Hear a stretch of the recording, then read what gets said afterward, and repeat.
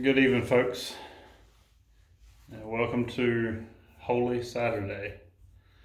My name is Gerald, and I thank you again for just joining us. Holy Saturday is a somber day of knowing that some 2,000 years ago, whenever Christ was crucified, he was laid in the grave on Friday evening. And so he spent Friday night in the grave, and he spent all day Saturday in the grave, and he'll be there tonight as well. So it comes with the thought of loneliness for me. Have you felt lonely here recently? I know, especially with us not being able to get out and gather together, or in some cases even see family. It's been a little bit lonely here and there. We're missing that communion with one another. Can you imagine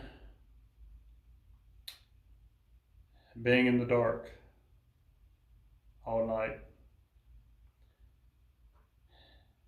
And not sort of a scary thought of being in a grave, for us would definitely be scary for sure. But not having contact with anyone. And so with that, it's a very sobering thought to think about Jesus being in the grave for a night. Now we know that he truly died. And so he very well could have been, as it has been put, asleep during this day. There's many different thoughts on what he did on Saturday night from the grave. But all that aside, still, he created the earth. He created you and I. And then his own creation, his people, crucified him. And then they put him in a grave and rolled a stone against it. And there he was to stay until morning, till tomorrow morning. As far as the people that put him there, their plan was for him to stay there forever. But him being God's Son, God in the flesh, we know that it was part of the sovereign plan of God for his Son to have to die to pay for the penalty of our sins, so that the Father could show his love to us and restore that relationship back with us. And so tonight I want to read from Psalm 30. This one is called Joy Comes with the Mourning. And it's a psalm of David. And as I said, last night, David wrote these psalms some 1,000 years before Christ was ever on the earth or was crucified. And so it's very cool to see some things here that, can be either prophetic or just kind of make you think about what Christ was like, especially on Saturday. Starting in verse 1, Psalm 30. I will extol you, O Lord, for you have drawn me up and have not let my foes rejoice over me. O Lord my God, I cried to you for help, and you have healed me. O Lord, you have brought up my soul from Sheol. You restored me to life from among those who go down to the pit. Sing praises to the Lord, O you his saints, and give thanks to his holy name. For his anger is but for a moment, and his favor is for a lifetime. Weeping may tarry for the night, but joy comes with the morning. As for me, I said in my prosperity, I shall never be moved. By your favor, O Lord, you made my mountain stand strong. You hid your face, I was dismayed. To you, O Lord, I cry, and to the Lord I plead for mercy. What profit is there in my death if I go down to the pit?